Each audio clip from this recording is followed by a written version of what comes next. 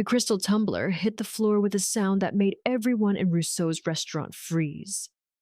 Ice cubes scattered across the black marble, like diamonds thrown at feet that didn't deserve to touch them.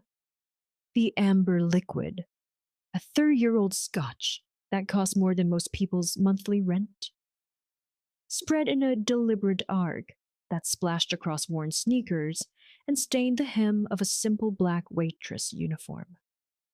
"Oh my God," the woman in the white Chanel suit said, her voice dripping with a poison that had nothing to do with remorse. "Look what you made me do." She didn't even glance down at the mess. Her eyes, cold and blue as a winter lake, remained fixed on the young woman who'd been clearing the adjacent table. "Standing there like a ghost. Do you not see people around you?"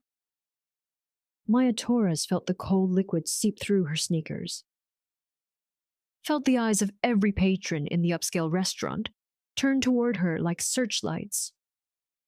Her hands, still holding the tray of empty plates, trembled slightly. She'd been waitressing at Rousseau's for 3 months now, working double shifts to pay for her younger brother's medical treatments. And she'd learned that the most important survival skill wasn't balance or memory.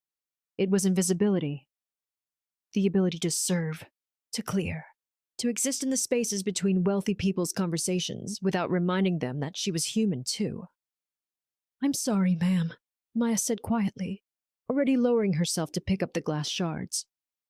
Her dark hair fell forward, hiding the heat she felt rising in her cheeks. "Let me clean this up and get you another." "Sorry." The woman's laugh was sharp enough to cut. "Do you even know what you just ruined?" "That was a Macallan Reserve. But I suppose someone like you wouldn't understand the difference between top-shelf scotch and whatever cheap beer you drink at those trashy bars you probably frequent." She turned to her companion, a thin man in an expensive suit, who looked deeply uncomfortable. "This is exactly what I was telling you, Richard. They hire anyone these days. No standards, no class." Maya's hand stilled. She could feel something shifting inside her chest, something that felt like a locked door straining against its hinges. For 3 months, she'd swallowed every cutting remark, every dismissive gesture, every casual cruelty that people with money seemed to think was their birthright. She thought of her brother, 12-year-old Carlos, lying in a hospital bed across town. She thought of the bills stacked on her kitchen counter. She thought of every early morning and late night, every aching foot and forced smile. The woman wasn't finished. She leaned down slightly, her perfume, something French and suffocating, washing over Maya like a chemical cloud. "Well, are you just going to kneel there? Maybe you should lick it up since you're already on the floor where you belong." Something inside Maya snapped. She straightened slowly, still holding a piece of broken crystal. The restaurant seemed to hold its breath.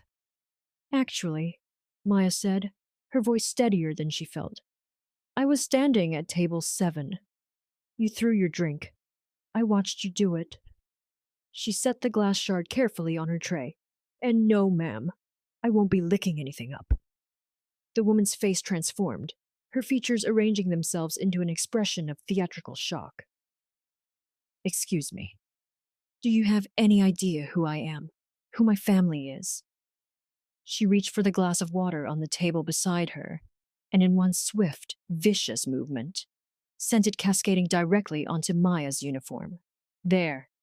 Now you really do need to clean up. What on? You think you matter? You're a waitress. You're nothing." The words hung in the air like smoke from a gun. Maya stood there, water dripping from her hair, her uniform, feeling something inside her crystallize into pure, quiet rage. She opened her mouth, consequences be damned, ready to say words that would absolutely cost her this job she desperately needed. That's when the front door opened. The sound of rain from outside momentarily filled the restaurant, along with something else. A shift in atmosphere, so pronounced it was almost physical.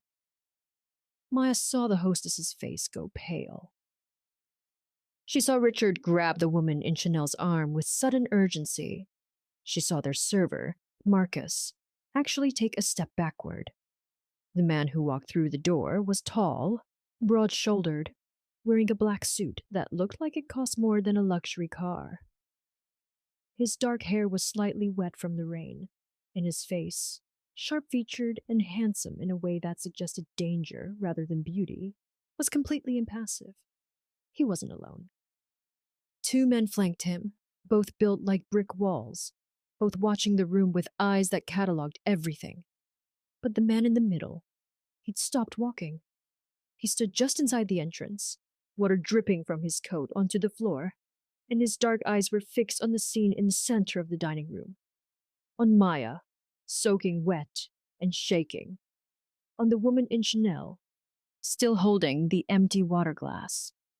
On the puddle of scotch and ice between them. The temperature in Rousseau's seemed to drop 20 degrees. Maya watched something change in the man's expression. Watched his jaw tighten. Watched his hands slowly curl into fists at his sides. Watched a darkness move behind his eyes that made her survival instincts scream.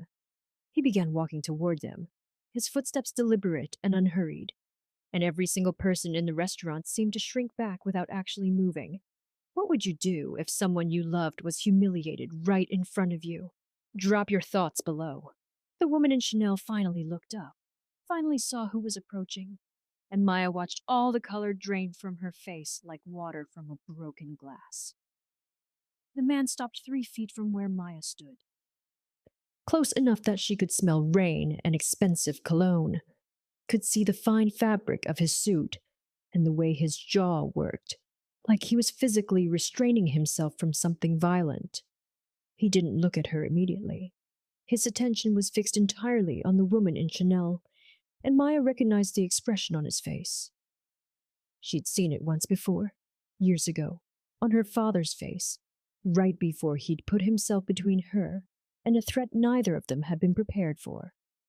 "Mr. Castellano," the woman stammered, and Maya felt her breath catch. Castellano.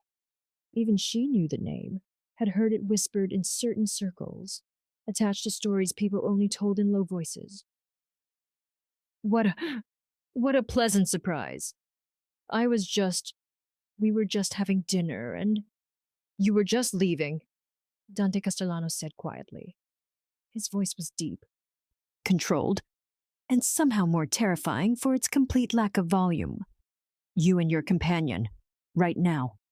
He still hadn't looked at Maya, but one of his hands moved in a subtle gesture, and suddenly one of his men was there with a coat, moving to drape it over Maya's wet shoulders.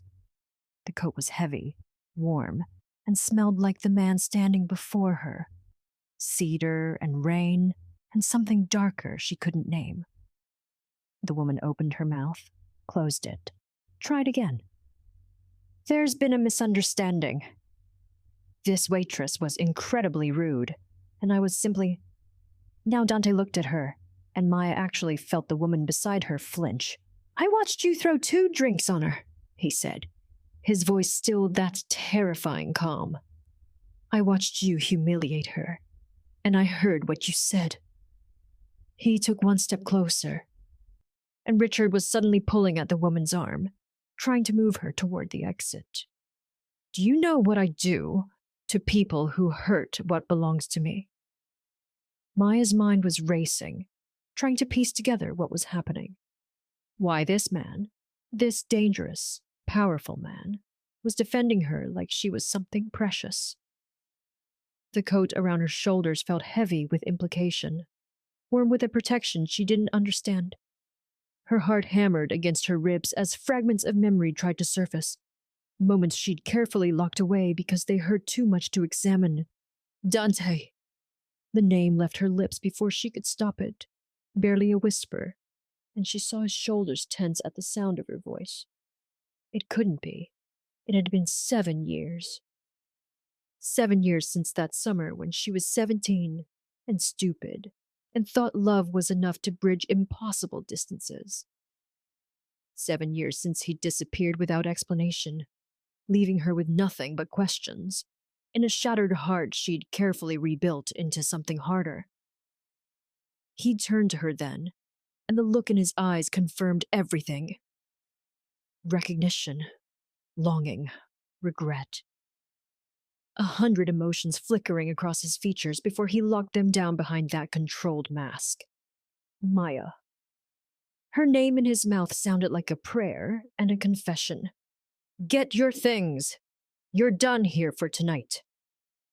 I can't just leave, she said automatically, even as part of her brain screamed that she was arguing with the man who just terrified a customer into fleeing. The woman and Chanel and Richard were already halfway to the door, practically running. I have 3 more hours on my shift. I need this job. I can't afford to. You don't work here anymore. He turned to someone behind her, and Maya realized the entire restaurant staff had materialized. The manager, Mr. Beaumont, looking like he might have a heart attack, and Marcus, her fellow server, watching with wide eyes. Beaumont, whatever she's owed in wages, triple it. Consider it severance pay and compensation for allowing your customers to assault your employees. Yes, Mr. Castellano, Beaumont said immediately, his voice shaking slightly. Of course, right away. Wait, Maya said, her voice rising. 7 years of silence, 7 years of nothing. And now he walked in here and dismantled her life in under 5 minutes. You can't just, I didn't ask you to. She shrugged out of the coat, tried to hand it back to him, but he didn't take it. I don't need you to rescue me. Something flickered in his expression, something that looked almost like pain. Maya, please, we need to talk. There are things you don't know, things I couldn't tell you before.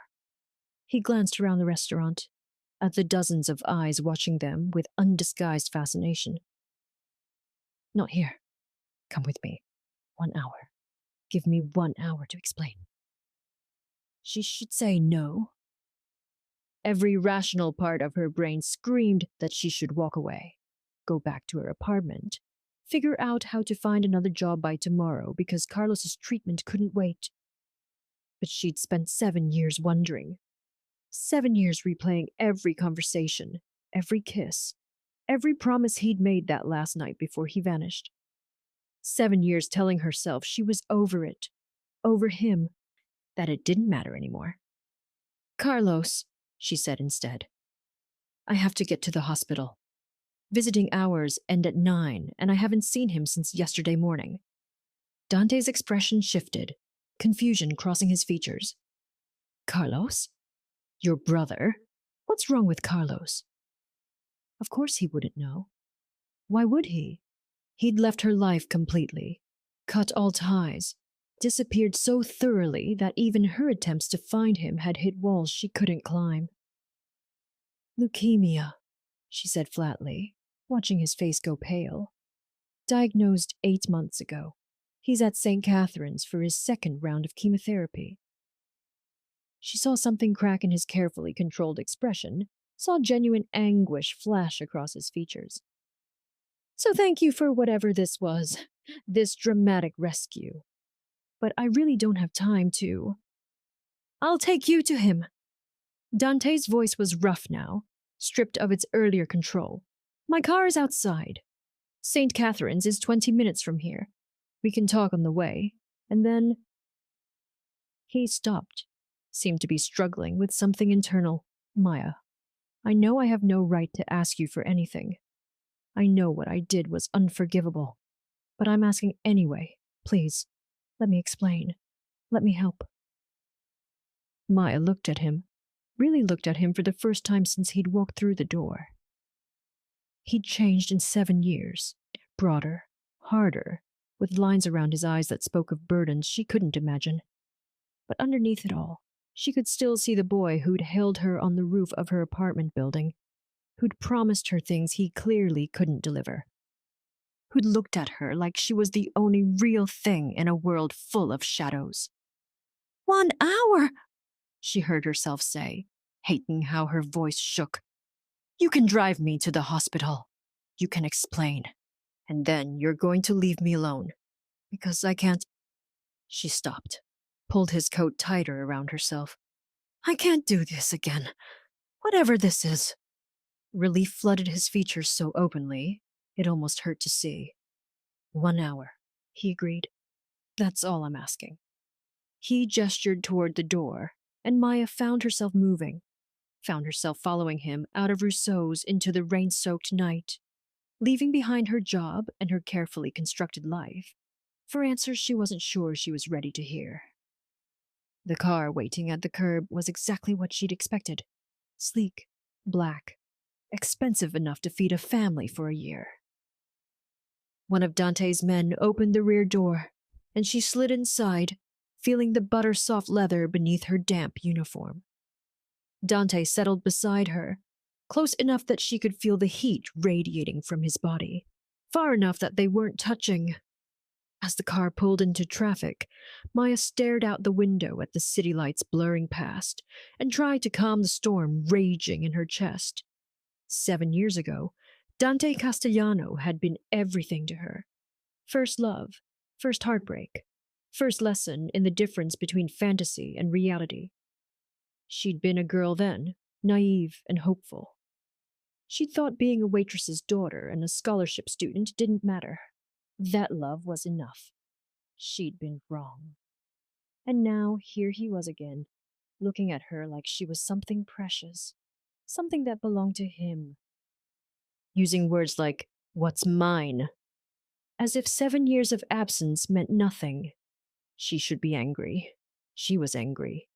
But underneath the anger was something more dangerous. A spark of the girl she'd been. The one who'd loved him so completely, she'd nearly lost herself. "Start talking," she said, without looking at him. "You've got 20 minutes until we reach the hospital." Dante was silent for a long moment, and Maya watched the city lights reflect in the tinted window, creating patterns that appeared and disappeared like memories. When he finally spoke, his voice was low, almost hesitant, an emotion she'd never associated with him before. 7 years ago, my father called me into his office the morning after I last saw you. He had photographs of us on your rooftop, of me picking you up from school, of every moment we'd spent together that summer. Maya's breath caught, but she didn't turn to look at him. He told me that if I continued seeing you, you'd be used against me. That enemies of our family were already watching you, already identifying you as a weakness they could exploit. So you just left, Maya said flatly. No explanation, no goodbye. You ghosted me like I was nothing. She finally turned to face him, and the pain she'd buried for 7 years sharpened her words. Do you know what that did to me? I thought... She stopped, hating how her voice cracked. I thought you were dead. I went to your apartment, and strangers lived there. I called every number I had, and they were all disconnected. I reported you missing, and the police laughed at me. I know. The rawness in his voice surprised her. Maya, I know. And I will regret it for the rest of my life. But I was 22, and my father made it clear. The only way to keep you safe was to disappear completely from your life. To make sure no one in my world would ever connect you to me again. He ran a hand through his hair, a gesture so familiar it made her chest ache. He gave me a choice. You or the family. But it wasn't really a choice because choosing you meant painting a target on your back that would never disappear. Maya absorbed this, trying to reconcile it with the years of hurt and anger she'd carried. Your family, she said slowly. The Castellanos. I'm not 17 anymore, Dante. I know what that name means now. I know what you are. She saw him flinch at her words. You're mafia. Your family controls half the city's underground. And you? What are you now? Your father's enforcer. His heir. Both, he said quietly. My father died 2 years ago. I run the family now. Everything he built, everything he protected, it's mine to manage. He shifted in his seat to face her fully, and the intensity in his dark eyes made her want to look away. And every single day for 7 years, I've had someone watching you, making sure you were safe, making sure no threat ever got close to you. The words hit her like ice water. You what? Maya's voice rose despite herself. You've been watching me? For 7 years you've been, what, spying on me? And you didn't think to maybe let me know you were alive. I couldn't risk it, Dante said, his jaw tight. Any contact, any acknowledgement, and the protection my disappearance bought you would be worthless. People in my world, they look for weaknesses for leverage.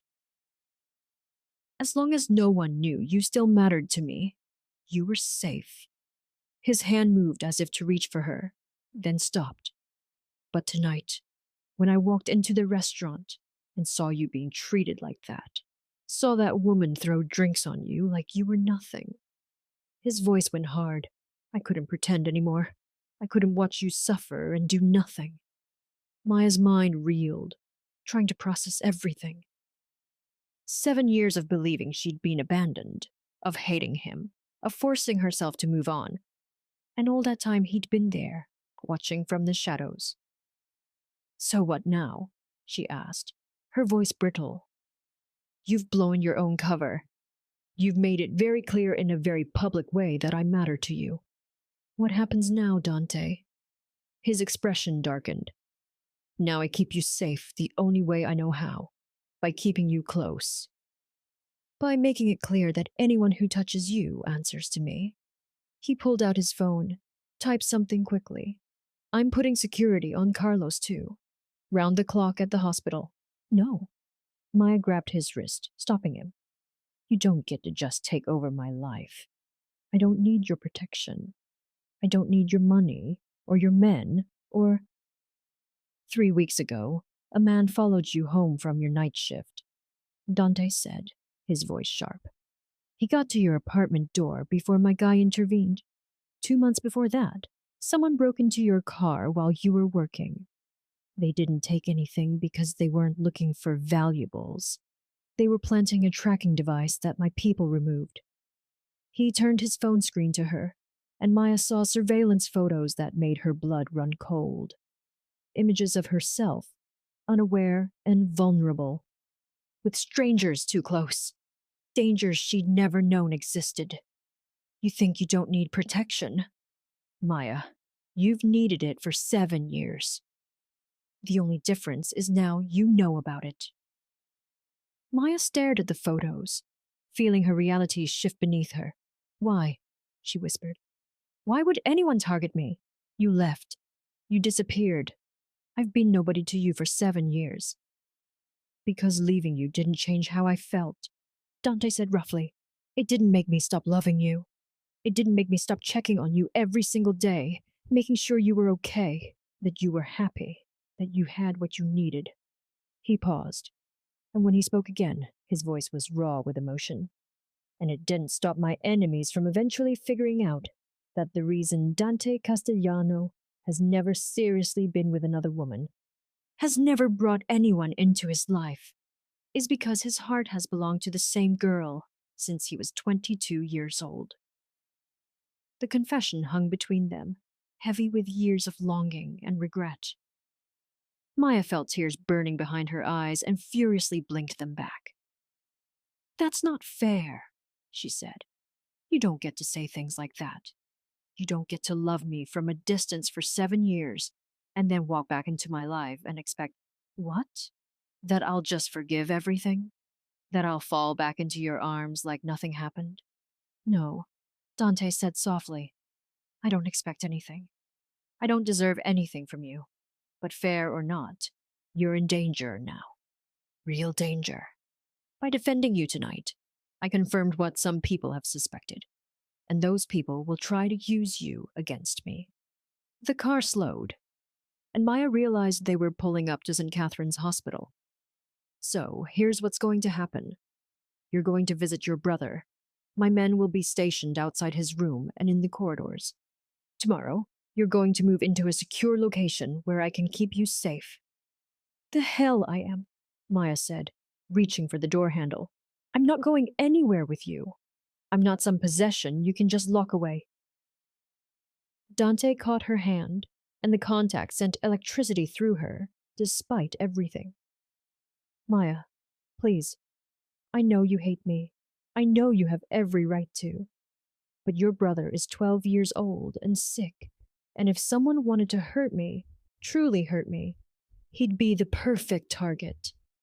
The fear in his eyes looked genuine, desperate. I'm not asking you to forgive me. I'm not even asking you to trust me. I'm begging you to let me keep you both safe. Maya looked down at his hand covering hers, at the way his fingers trembled slightly, betraying the emotion his voice tried to hide. She thought of Carlos, fragile and sick in his hospital bed. She thought of the strangers in those surveillance photos, the dangers she'd been blind to. She thought of her mother, dead 5 years now, who'd made her promise to always protect her little brother no matter what. 1 week, she heard herself say. You get 1 week to prove this threat is real. 1 week of protection while I figure out what's actually happening. But then I make my own choices about my life. Understood? Relief flooded Dante's features. Understood. He released her hand slowly, like he didn't want to let go. Go see your brother. I'll be here when you're ready.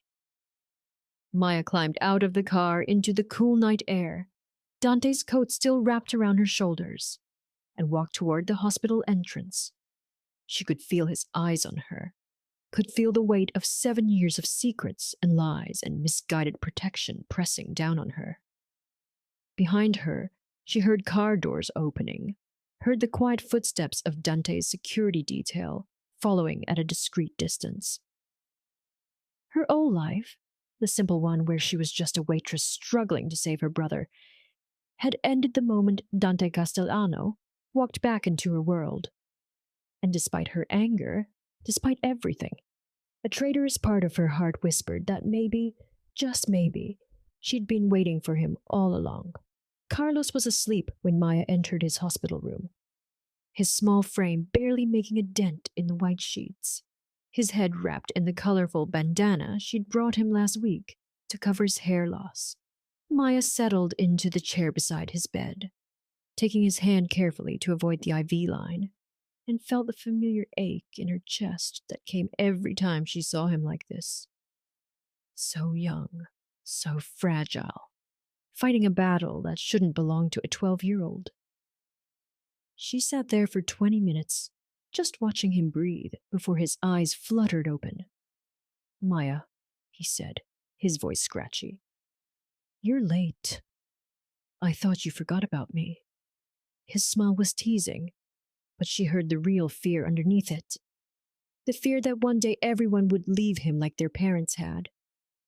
Never, she said, smoothing his bandana. I got held up at work, but I'm here now. She didn't tell him she'd lost her job, didn't mention the scene at the restaurant, or the man waiting downstairs who'd turned her world upside down for the second time in her life. Carlos shifted in bed, trying to sit up, and Maya adjusted his pillows. The new nurse is really nice, he said. She brought me extra pudding at lunch, and Dr. Martinez said my numbers are looking better this week. Hope flickered in his eyes, and Maya's heart clenched. That's great, buddy. That's really great. They talked about his day, about the movie he'd watched, about the other kids on the pediatric floor, and Maya tried to be present, tried to focus on him instead of the chaos spinning through her mind. But Carlos had always been receptive beyond his years. You seem weird, he said finally. Did something happen? Maya hesitated, wondering how much to tell him. I ran into someone I used to know. Someone from a long time ago. Carlos's eyes brightened with curiosity. Like a friend?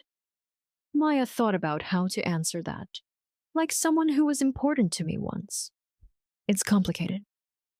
Before Carlos could press for more details, there was a knock at the door, and Maya turned to see Dante standing in the doorway, holding a large gift bag. Her heart stuttered in her chest. She hadn't expected him to come up, had assumed he'd wait in the car like he said.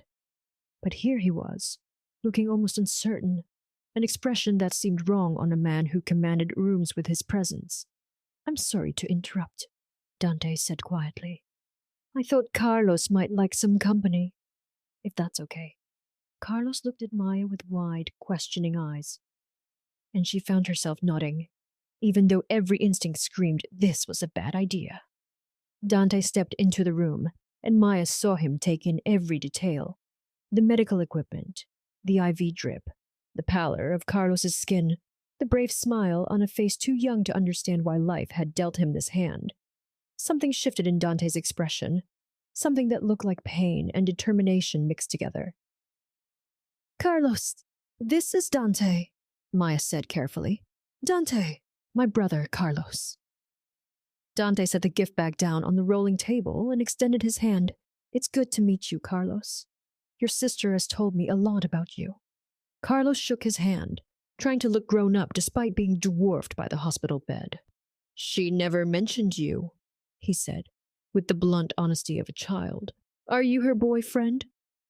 Maya felt her face heat. "No," she said quickly. The same moment Dante said, "It's complicated." Carlos grinned, looking more animated than he had in days. "That's what she said too. You guys should coordinate your stories better." Dante laughed, and the sound surprised Maya. Genuine and warm, so different from the controlled, dangerous man who'd faced down that woman at the restaurant. "You're right. We should." He gestured to the gift bag. "I wasn't sure what you'd like, but I took a guess." Carlos eagerly opened the bag and pulled out a Nintendo Switch, his eyes going huge. "No way! No way! Maya, look." He turned to his sister with an expression of pure joy that made tears spring to her eyes. This is the one I wanted. The one with the..." He turned to Dante. "Thank you. This is amazing." Maya stood abruptly. "Dante, can I talk to you outside?"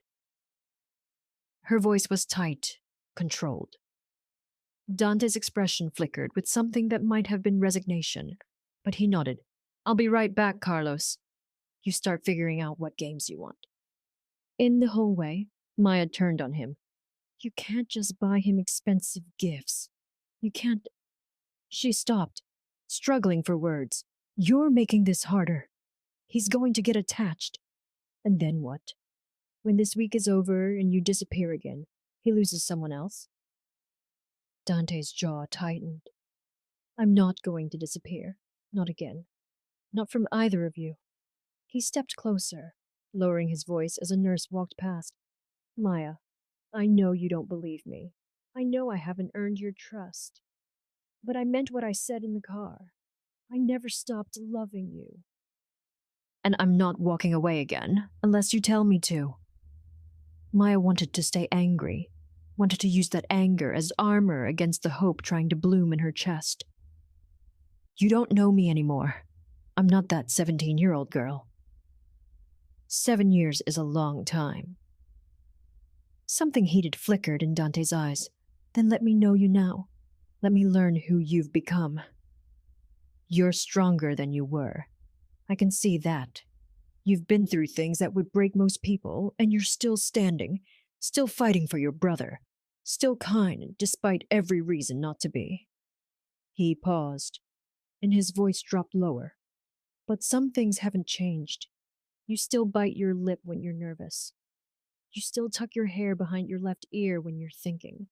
And you still look at me sometimes like, maybe underneath all the hurt, you remember what we had." Her breath caught, because he was right, and she hated that he'd noticed.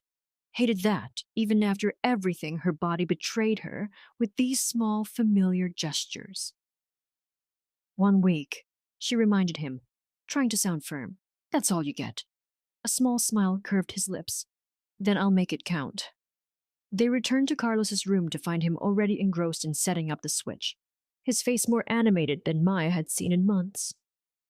She watched Dante sit beside the bed, helping Carlos navigate the setup screen, explaining the different games with a patience that surprised her. This was a side of him she'd never seen. Gentle, playful, unguarded. The Dante she'd known at 22 had been passionate and intense, but also reckless, always looking over his shoulder, always carrying shadows he wouldn't explain. This version was different, more controlled, but somehow more genuine, like he'd stopped pretending to be something he wasn't. Over the next hour, she watched them bond over video games and bad hospital food, watched Carlos laugh in a way he hadn't since before the diagnosis, and felt something dangerous happening in her chest. The walls she'd built around her heart were cracking, and she wasn't sure she had the strength to repair them.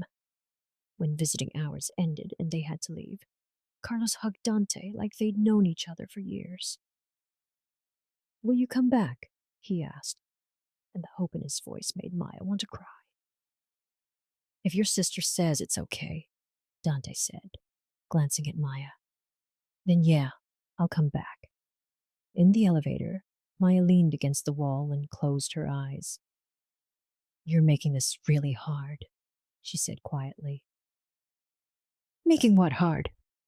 Dante's voice was close, and when she opened her eyes, he was standing right in front of her, his hand braced against the wall beside her head. "Hating you," she whispered, "remembering why I should keep you at a distance." His other hand came up to cup her face, his thumb tracing her cheekbone with a gentleness that made her shiver. "Then stop trying," he said softly. "Stop trying to hate me, and just feel what you feel, whatever that is. I can handle your anger, your hurt, all of it. Just don't shut me out." The elevator dinged, doors opening to the parking garage, and the moment shattered. Maya ducked under his arm and walked quickly toward the car, her heart racing. This was dangerous. He was dangerous, not because of who he was or what he did, but because he made her want things she'd convinced herself were impossible. And wanting impossible things, she'd learned, only led to heartbreak. The safe house was a penthouse apartment overlooking the city, all floor-to-ceiling windows and expensive furniture that looked like it belonged in a magazine. Maya stood by the window the next morning, coffee in hand, watching the sun rise over buildings she'd only ever seen from street level. She hadn't slept much. Every time she closed her eyes, she saw Dante's face in that elevator, felt his hand on her cheek, heard his voice asking her to stop fighting what she felt. Behind her, she heard movement and turned to find Dante emerging from one of the other bedrooms, dressed in dark slacks and a white shirt with the sleeves rolled up. He looked tired, like maybe he hadn't slept either. "There's a security team meeting this morning," he said, pouring himself coffee. "I need to brief them on the current threat level. You're welcome to sit in if you want to understand what we're dealing with." Maya nodded, curiosity overcoming her reluctance. 20 minutes later, she sat in a dining room converted into a command center, watching as 3 of Dante's men laid out surveillance photos and reports on the table. She recognized one of them, Marco, who'd been with Dante since they were teenagers. "The Volkov family has been making moves," Marco said, pointing to photographs of men Maya didn't recognize. "Ever since word got out about the restaurant incident, they've been asking questions about Maya Torres. They know she matters to you, boss." Dante's expression darkened. "What kind of questions?" "The kind that means they're looking for leverage," another man said. Tony, built like a tank with a scar across his jaw. "They've got financial problems since we took over their distribution routes last year. They're desperate, which makes them dangerous." Maya felt cold wash over her. Distribution routes for what? The room went quiet, and Dante turned to her. "This is the part where you learn exactly who I am, Maya. What I really do." He gestured to the files on the table, My family controls shipping and distribution throughout the city. Some of it legal, imports, exports, logistics. Some of it less legal. The Volkovs ran weapons through the port until we shut them down. They've been looking for a way to hit back ever since. Maya absorbed this, trying to reconcile the man who'd played video games with her sick brother with the crime lord sitting before her. So I'm what? Bait. A way for them to hurt you. You're everything, Dante said quietly, his eyes locked on hers. Which is exactly why they'll try to take you. Marco cleared his throat. There's something else, boss. We intercepted communications from inside your own organization. Someone's been feeding information to the Volkovs. The temperature in the room dropped. Dante went very still, in a way that reminded Maya of a predator before it struck. Who? We don't know yet, Tony said. But whoever it is has access to your schedule, your properties, your security protocols. They knew you'd be at Rousseau's last night. They might have even arranged for you to see what happened to Maya. Maya's blood ran cold. Wait, are you saying that woman throwing drinks on me was, a setup? Possibly, Marco said, looking uncomfortable. Or just convenient timing that someone exploited. Either way, the information got out fast. Too fast. There's a leak. Dante stood abruptly, walking to the window with his hands clenched into fists. Maya could see the tension radiating through his shoulders, could see him processing this betrayal. She found herself standing too, moving to his side without consciously deciding to. Dante, she said softly. He turned to her, and the anguish in his eyes surprised her. I brought this into your life. Someone in my own organization is betraying me, and because of that, you and Carlos are in danger. His voice was rough with self-recrimination. Maybe you were right to hate me. Maybe the best thing I ever did for you was stay away. Maya surprised herself by reaching for his hand. If there's really a traitor in your organization, then me hating you or not hating you doesn't change the danger I'm in. It just changes whether we face it together or apart. Something shifted in his expression. Gratitude and hunger and desperate hope all mixed together. Before either of them could say more, Marco's phone buzzed. He looked at the screen, and his face went pale. Boss, we have a problem. St. Catherine's Hospital just called. There was an incident in the pediatric wing. Someone tried to access Carlos's room. Maya's heart stopped. Dante was already moving, grabbing his jacket and keys, barking orders at his men. Full lockdown. On the hospital floor. I want every camera feed from the last 2 hours. Get me hospital security now. He turned to Maya, who stood frozen, terror clawing through her chest. He's fine, Dante said firmly, gripping her shoulders. My guys stopped whoever it was before they got close. But we need to move him, today. Somewhere secure where we control every access point. Maya nodded numbly, her mind filled with images of her baby brother, alone and vulnerable. I need to see him. I need to know he's okay. We're going right now, Dante said, and there was something in his voice. A promise, a vow. And Maya, I swear to you on everything I have, no one will touch him. I will burn this entire city down before I let anyone hurt your brother. The drive to the hospital was tense and silent. Maya clutched her phone, calling the hospital 3 times to confirm Carlos was safe, that the guards were still posted, that nothing else had happened. Each time the nurse reassured her, but the fear didn't ease. When they finally reached Carlos's room, Maya rushed to his bedside. He was awake, looking more confused than scared. Maya, what's going on? These guys in suits won't let anyone in, not even Dr. Martinez. Maya hugged him carefully, mindful of his IV lines. There was a misunderstanding, buddy. But we're going to move you somewhere better. Somewhere more comfortable while you finish this round of treatment. Carlos looked past her to where Dante stood in the doorway. Is this because of him? Are you in trouble? The concern in his young voice nearly broke her. No one's in trouble, Dante said, stepping forward. But I have a private medical facility where you'll get even better care than here. Your own room, your own nurses, all the pudding you can eat. He tried to smile, but Maya could see the guilt etched into his features. And your sister can stay with you the whole time. Carlos looked between them, too smart for his own good. You promise nothing bad is happening? Maya opened her mouth to reassure him, but Dante spoke first. I promise that I will protect you and your sister with everything I have. And I don't make promises I can't keep. Would you trust someone from your past to protect your future? Let us know in the comments. The sincerity in his voice must have convinced Carlos because he nodded, okay, as long as Maya's there.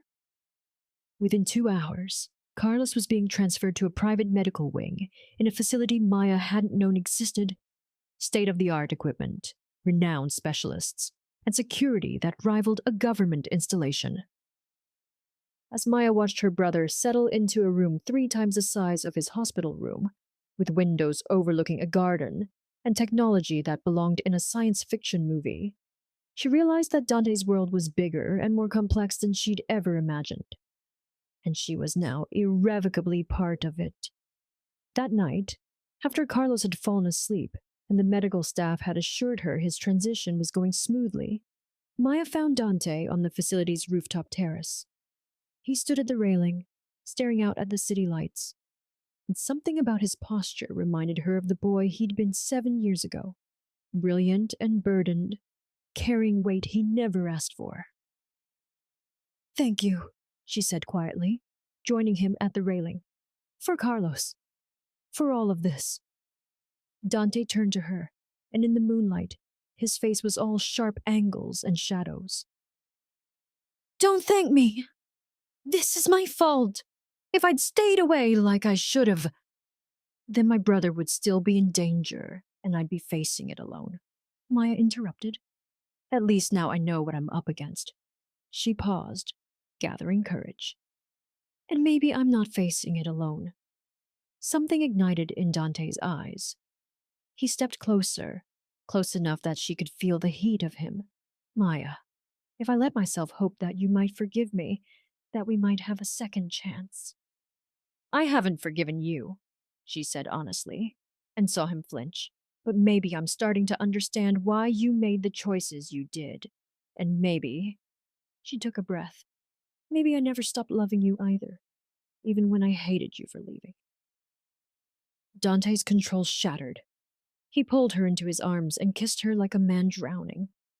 Like she was air and salvation, and everything he'd been denying himself for 7 years.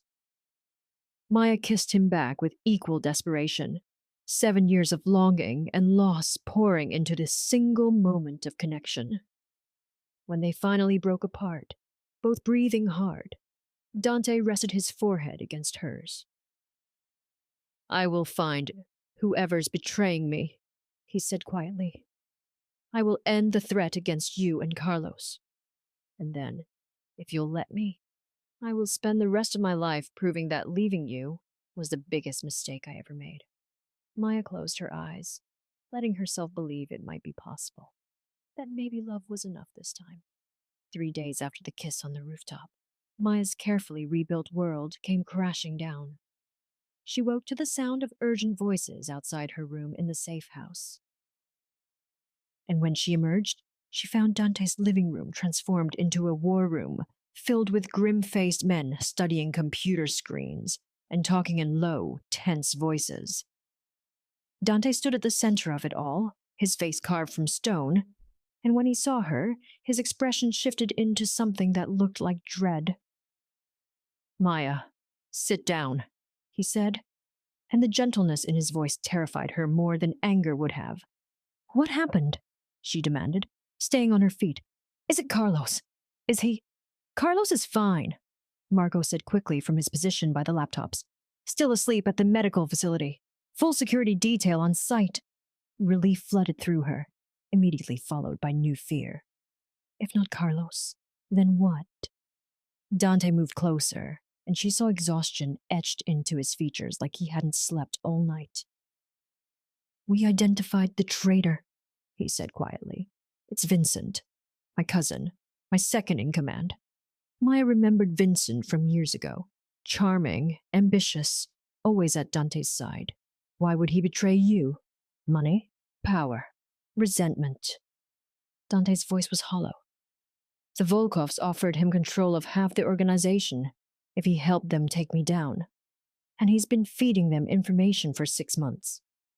He paused, his jaw working, including everything about you and Carlos, every security protocol, every safe house location, every weakness he could find.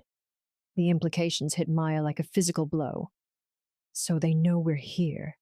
They know where Carlos is. We're moving you both again within the hour, Tony said, already packing equipment. Different location, smaller security team, only people the boss has known for years. Dante's phone buzzed, and he looked at the screen, his face going pale. Without a word, he turned the phone so Maya could see. It was a photograph, grainy, taken from a distance, but unmistakable. Carlos in the medical facility's garden that morning, sitting in a wheelchair with a nurse beside him. And in the corner of the image, barely visible, the red dot of a rifle scope. Maya's legs went weak, and Dante caught her, guided her to the couch. This was taken 2 hours ago from a building 800 yards away, he said, his voice shaking with barely controlled rage. They're telling me they can reach him whenever they want. That my security means nothing. So we move him, Maya said desperately, right now. We get him somewhere they can't find him. They'll find him, Marco said grimly. With Vincent's intel, they know our protocols, our backup locations, our contacts. Anywhere we take Carlos, they'll know about it within hours. Dante stood abruptly, began pacing like a caged animal. Then I give them what they want. I meet with Volkov, negotiate terms, offer him territory in exchange for leaving you and Carlos alone. No, Maya said sharply, standing to face him. You can't negotiate with people who tried to target a sick child. What's to stop them from taking whatever you offer and coming after us anyway? The look Dante gave her was anguished. Then what do you want me to do? I can't. His voice broke. I can't lose you, either of you. I just got you back. Before Maya could respond, one of the laptops started beeping urgently. Marco swore and typed rapidly. Boss, we have a problem. Vincent just accessed the medical facility's security system. He shut down the cameras in Carlos's wing.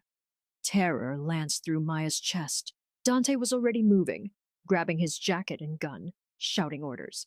Everyone to the facility now! Full alert! Get me Dr. Morrison on the phone and tell him to lock down Carlos's room. Maya ran for her shoes, her hands shaking so badly she could barely tie the laces. This was her fault. If she'd never reconnected with Dante, if she'd sent him away that first night, Carlos would be safe in a regular hospital, living a normal life. The drive to the medical facility took 12 minutes that felt like hours. Dante drove with one hand while coordinating security teams on the phone with the other. And Maya sat beside him, praying to a god she wasn't sure she believed in anymore. Please, let him be okay. Please let us get there in time. Please don't take my brother. They screeched into the facility's parking garage and ran for the elevators. Dante's security team was already there, looking shaken.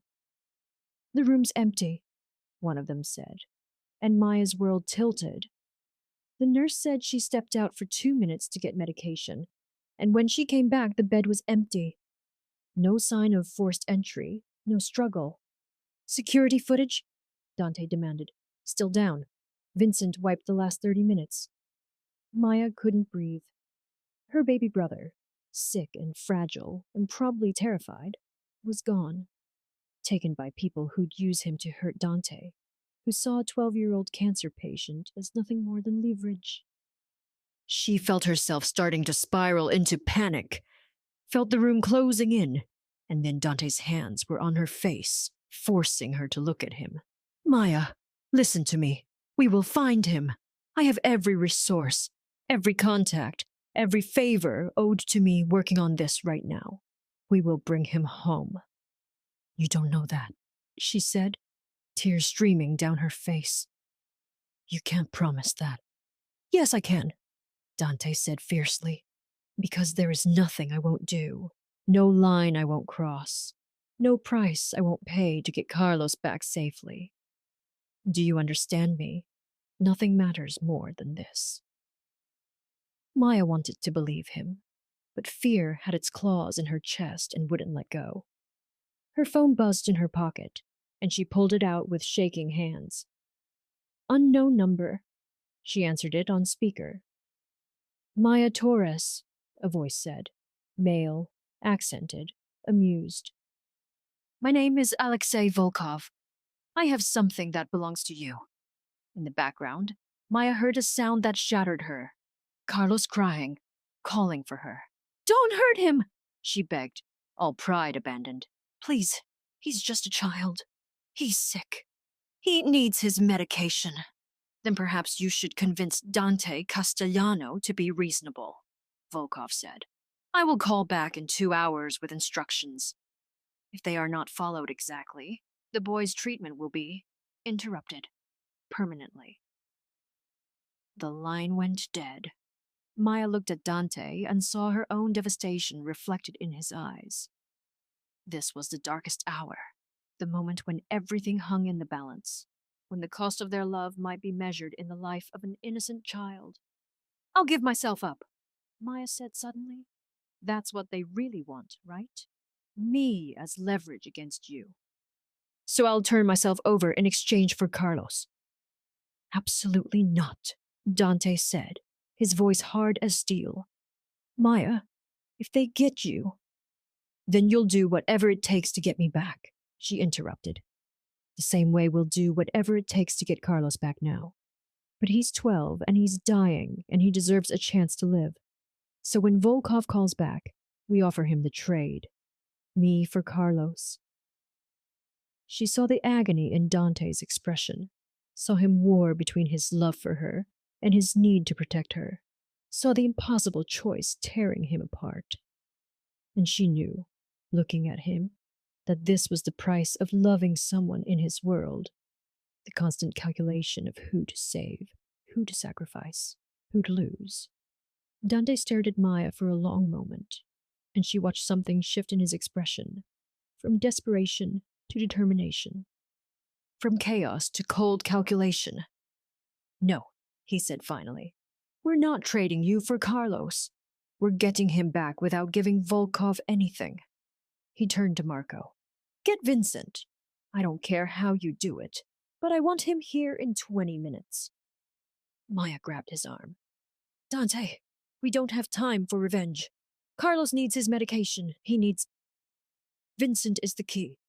Dante interrupted, his voice sharp with focus. He's been working with Volkov for months. He knows their locations, their protocols, their weaknesses, and he's going to tell us everything.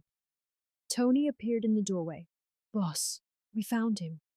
Vincent's at his apartment packing. Looks like he was planning to run. Bring him here, Dante said, alive. I need him conscious and able to talk. While they waited, Dante pulled Maya aside, his hands gentle on her shoulders despite the steel in his voice. I need you to trust me. Can you do that? Maya looked into his eyes and saw the man who'd protected her from shadows for 7 years, who'd played video games with her dying brother, who'd kissed her like she was his salvation.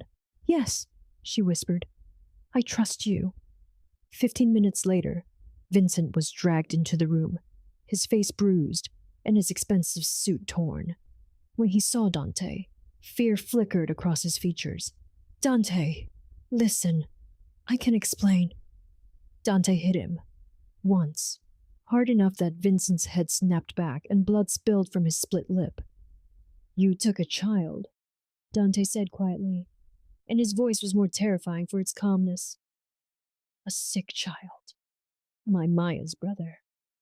So you're going to tell me exactly where Volkov is holding him, exactly how many men he has, and exactly how to get in.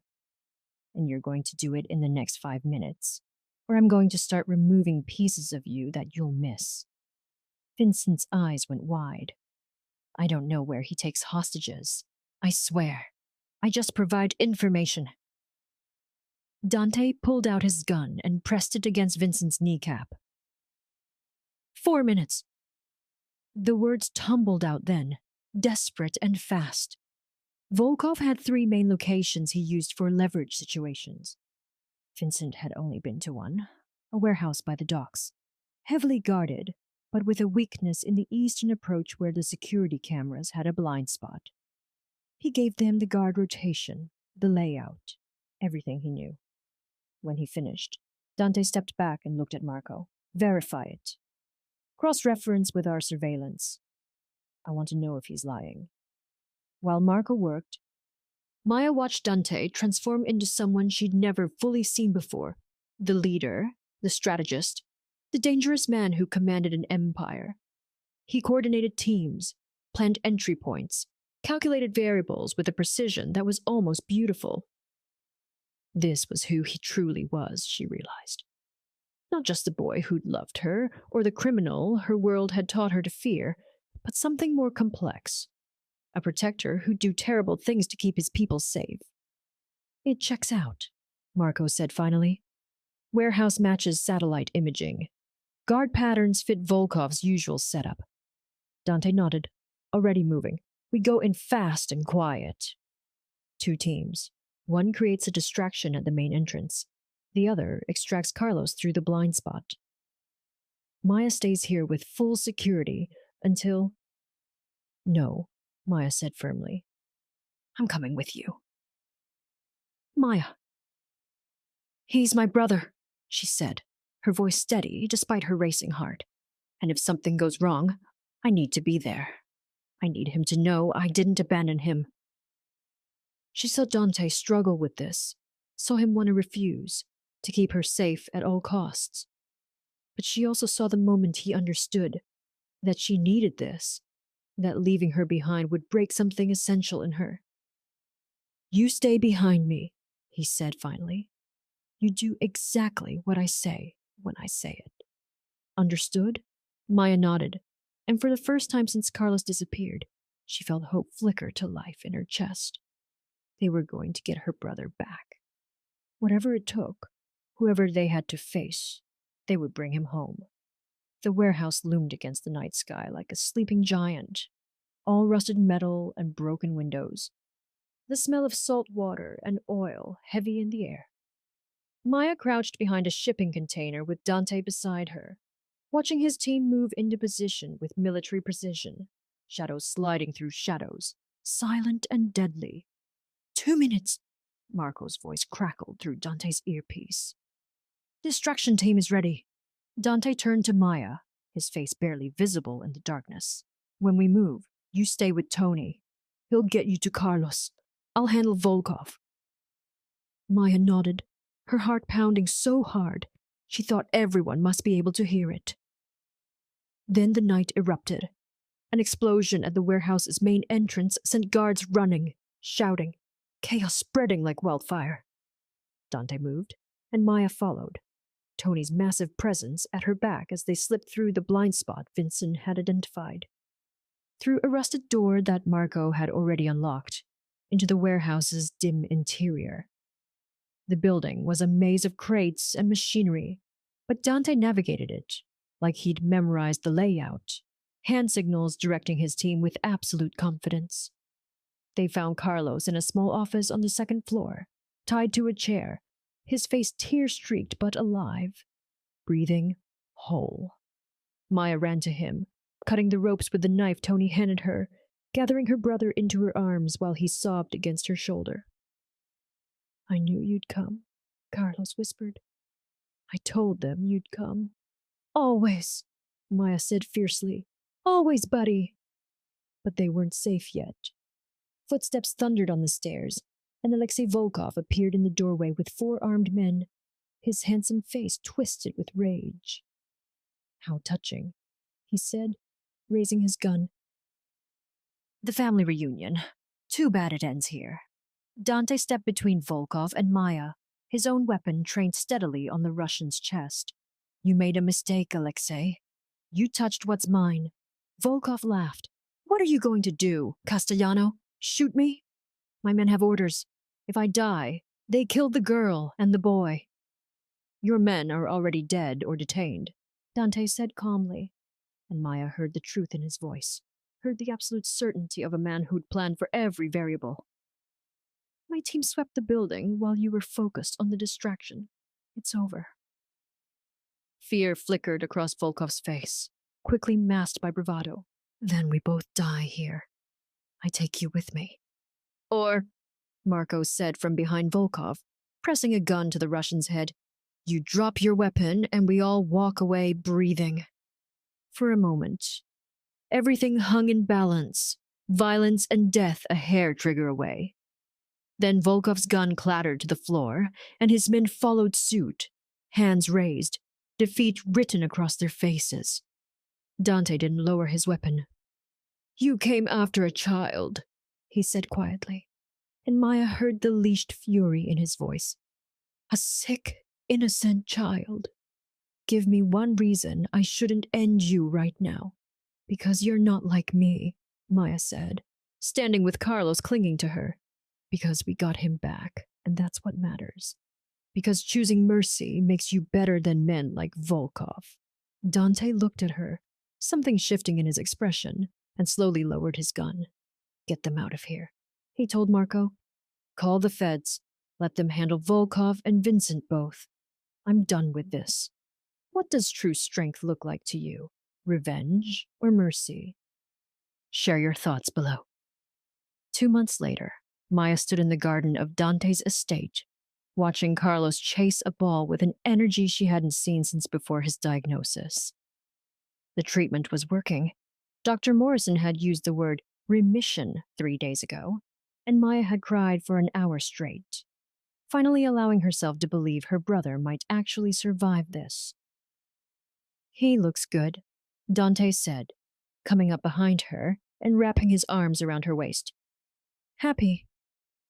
Maya leaned back against his chest, letting herself sink into the warmth and safety of his embrace. "He is happy. We both are." It had taken time to get here, to rebuild trust that had been shattered 7 years ago. But every day Dante had proven himself. Not with grand gestures, but with small, consistent acts of devotion. Morning coffee made exactly how she liked it. Late-night conversations about everything and nothing. The way he'd held her hand through every one of Carlos's treatments, steady and present, and refusing to let her face anything alone. Vincent and Volkov were both in federal custody, their organizations dismantled, and Dante had made good on his promise to step back from the darkest parts of his business. He'd never be completely legitimate. Men like him didn't get clean exits. But he was trying, restructuring his empire into something that didn't require him to sacrifice his soul. "I have something for you," Dante said, turning her to face him. From his pocket he pulled a small velvet box, and Maya's breath caught. 7 years ago, I let you go because I thought it was the only way to keep you safe. I was wrong. The only way to keep you safe is to never let you go again." He opened the box to reveal a ring. Simple, elegant, perfect. "Maya Torres, will you marry me? Will you let me spend the rest of my life proving that love is enough when you fight for it together?" Maya looked at this man who'd been her first love, her greatest heartbreak, her unexpected salvation, and felt something settle into place in her chest, something that felt like coming home. "Yes," she said, laughing as tears spilled down her cheeks. "Yes, absolutely yes." Dante slid the ring onto her finger and kissed her like she was oxygen and he'd been drowning. And Maya kissed him back with all the hope and healing and hard-won happiness they'd fought so desperately to claim. Carlos whooped from across the garden, running toward them. Does this mean Dante's going to be my brother? Close, Dante said, grinning as he caught the boy in a hug. I'm going to be your brother-in-law, which means you're stuck with me. Good, Carlos said firmly.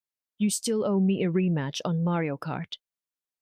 Maya watched them together, her brother and the man she loved, and felt gratitude so profound it was almost painful.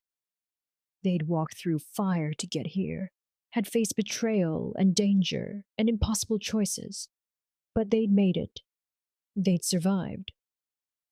The sunset painted the sky in shades of gold and rose, and Maya thought about the girl she'd been 7 years ago, naive and heartbroken, convinced that losing Dante had broken something in her that could never be repaired.